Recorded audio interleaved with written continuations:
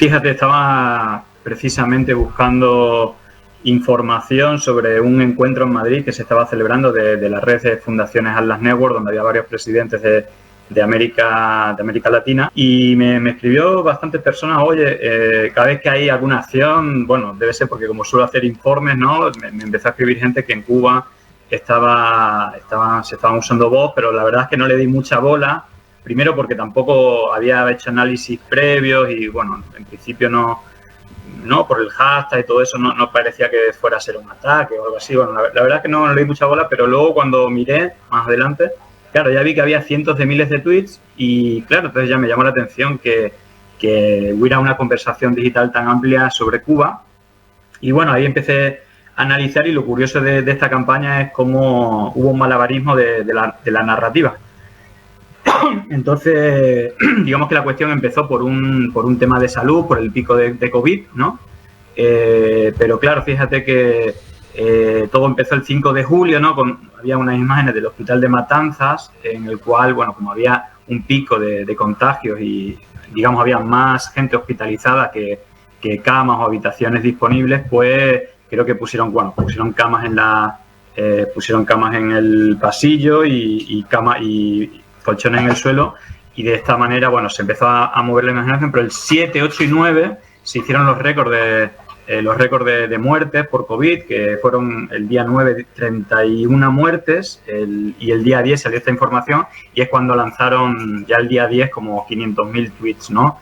Y fíjate que el punto diferente a otras campañas de información es que hubo miles de cuentas automáticamente que mencionaban a artistas para que, digamos, apoyaran al pueblo cubano por la situación compleja, ¿no? Entonces, el día 10, claro, digamos que había unos cientos de miles de cuentas automatizadas, pero luego con la suma de artistas, bueno, se aumentó el número de tweets de manera orgánica y se hicieron más de 500.000 tweets, llegando a ser TT1, y entonces ya llegamos al día 11, en el cual se hacen las movilizaciones. Pero mira, por ejemplo, el tweet que pone el del 5 de julio de una cuenta española, que luego analizándola, el gráfico que muestra se ve que pone más de 5 tweets por segundo, es una cuenta automatizada que ya la eliminaron. Y no solamente fue esa, sino diferentes cuentas, ¿no? Y aquí el cambio de narrativa interesante es que una vez que se suman los artistas, diferentes diarios de ultraderecha o de derecha, ¿no?, de diferentes países, titulan que decenas de artistas se suman a la campaña para pedir un corredor humanitario, ¿no? Cuestión que digamos, ya tiene un componente político, ¿no? Porque corredor humanitario lo podemos entender como intervención militar o algo así, ¿no? Entonces, bueno, creo que ahí ya están distorsionando un poco la imagen, y esto nos recuerda, por ejemplo, al intento de golpe que hubo en Venezuela, ¿no?, con material humanitario de la USAID, de los Estados Unidos, el concierto de los artistas, y luego, pues, Guaidó con esta ayuda humanitaria y con grupos paramilitares detrás que terminaron incendiando un camión y que le echaron la culpa al gobierno de Cuba. Entonces, fíjate que con todo esto ya era TT mundial y llegamos al día 11, donde empieza a haber pequeñas manifestaciones, ¿no? No sé si llegarán al centenar de personas, pero claro, con digamos, un impacto muy, muy grande en redes sociales, pero, digamos, debido a esta estrategia más vinculada al COVID, teniendo en cuenta que los datos del COVID en Cuba son mejores que cualquier país de América, pero, bueno, fue como el disparadero, y a partir de ahí, con las movilizaciones, ya no se habló nada del COVID, sino pidiendo libertad y un cambio de régimen y todo esto, ¿no? Entonces, es curioso cómo a partir de ahí, por ejemplo, hay diferentes streamers y gente de Miami, pues, diciendo que todo el mundo salga a la calle, que ya viene la flotilla Libertad y que viene una intervención militar, pero que es necesario que todo el mundo salga a la calle, ¿no? Y bueno, ahí estás también poniendo imágenes de cuentas falsas o automatizadas, como estas cuentas que tienen 8 números, ¿no?, que normalmente por sí sola no quiere decir que sea una cuenta falsa, pero cuando el porcentaje de cuentas de este tipo es muy elevado, pues digamos que ya es un indicador claro que se han creado miles y miles de cuentas falsas, o la creación el día 10 y el día 11 de miles de cuentas, ¿no? Entonces, bueno, hay como muchos elementos claramente de, digamos, una conversación digital que está, digamos, manipulada para que tenga una mayor amplitud, ¿no? Julián, eso es importante entender porque por un lado vemos algunos artistas, ¿no? que siguieron, que quiero entender si estos artistas, más allá de una cuestión ideológica que quieren, siempre aparecen, como Ricardo Montaner o otros, ellos se suman porque empiezan a ver demasiados tweets y entran en la conversación, digamos, porque ven que es como una movida. No sé si digo que entran de manera inocente, porque lógicamente que tienen una intención, pero me refiero cuando ponen, ellos están de acuerdo con lo que está pasando o se van enganchando porque ven una cantidad enorme de hashtags y creen que esa es una tendencia real, genuina, cuando es una tendencia armada, digamos. ¿Cómo ves esta unión de los artistas, digamos, cuando se meten? Pues mira, a mí lo que me parece es que seguramente algunos artistas, y de hecho lo han expresado, pues están en contra del gobierno de Cuba y lo manifiestan, ¿no? Pero lo que vimos en redes es que el 80-90% de las personas que participaron solamente pusieron una etiqueta. Y por ejemplo aquí un actor que se llama Paco León hizo un vídeo en Instagram, digamos que usó la etiqueta SOS Cuba y una cosa que decía es que muchos de sus seguidores le estaban mencionando y pidiéndole ayuda, y él hizo un vídeo pues muy en clave muy positiva, es decir, se ve su lado humano, diciendo, bueno, lo están pasando mal, vamos a ayudar a Cuba, que lo sepan, que están muriendo por COVID, que lo están pasando mal, y evidentemente hay una situación súper difícil en Cuba, porque todos conocemos las dificultades que tienen, sumadas al bloqueo de los Estados Unidos, pero también el hecho de la pandemia que ha golpeado a todos los países que dependen un poco del turismo. Yo creo que Cuba, la mayoría de divisas, una gran parte vienen del turismo, que se ha visto muy afectada. Entonces se han juntado las dificultades históricas,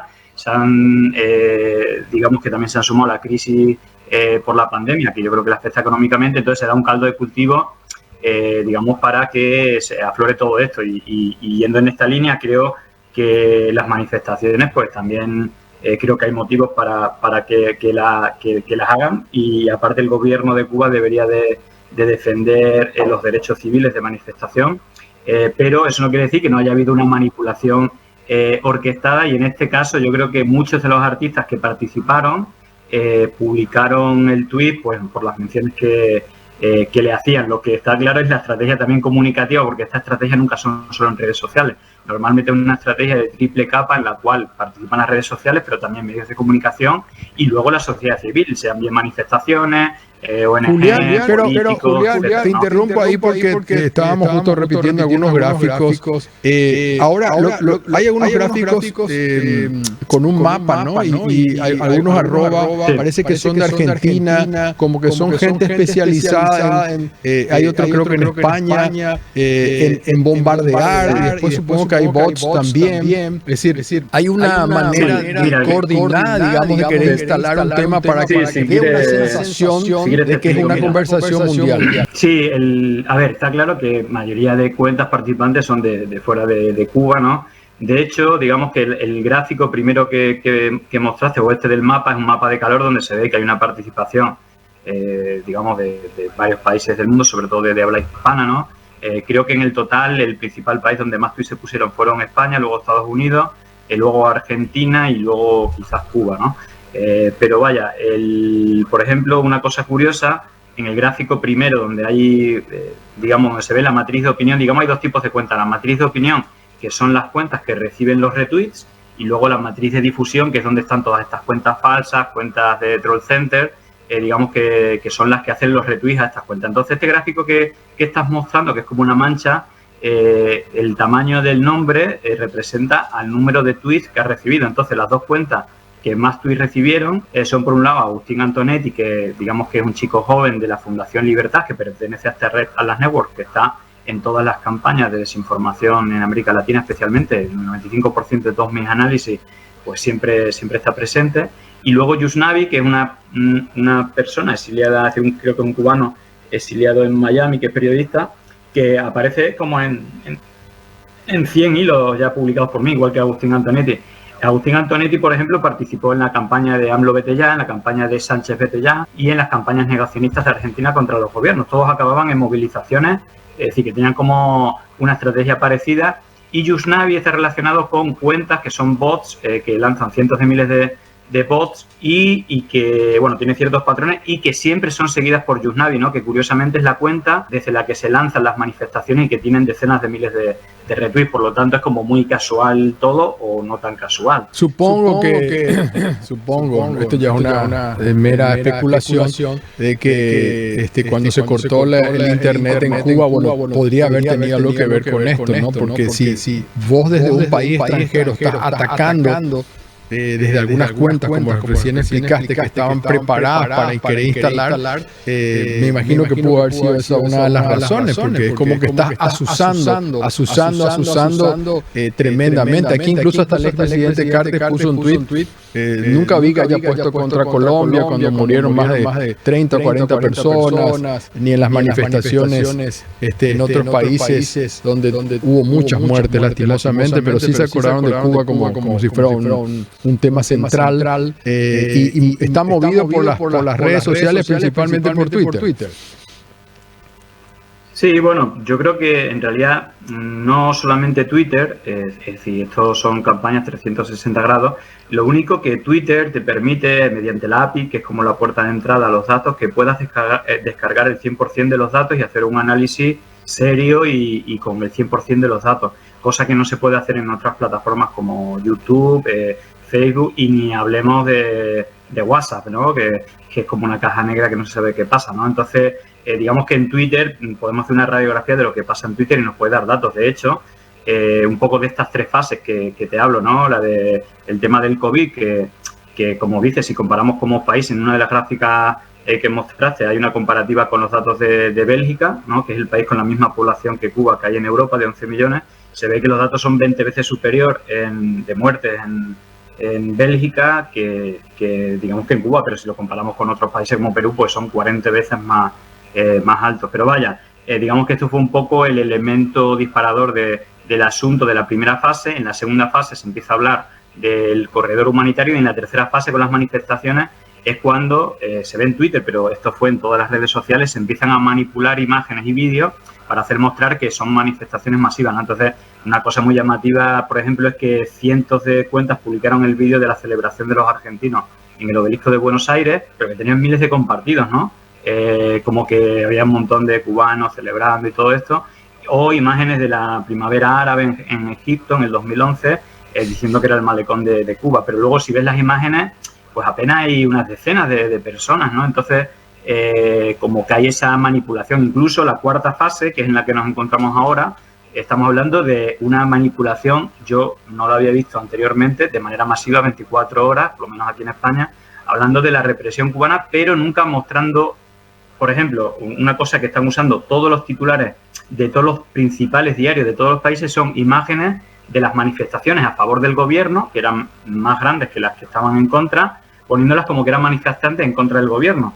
Y, por ejemplo, otros datos que están publicando, pero esto ya más cuenta un poco de este entorno de derecha, es que todos estos artistas se sumaron, en algunos casos dicen, a las movilizaciones, cuando los tweets de los artistas fueron antes de las movilizaciones, en otros términos narrativos a los de la movilización, porque en las movilizaciones no se habla del COVID, y se está hablando de libertad y cambio de régimen y todo esto.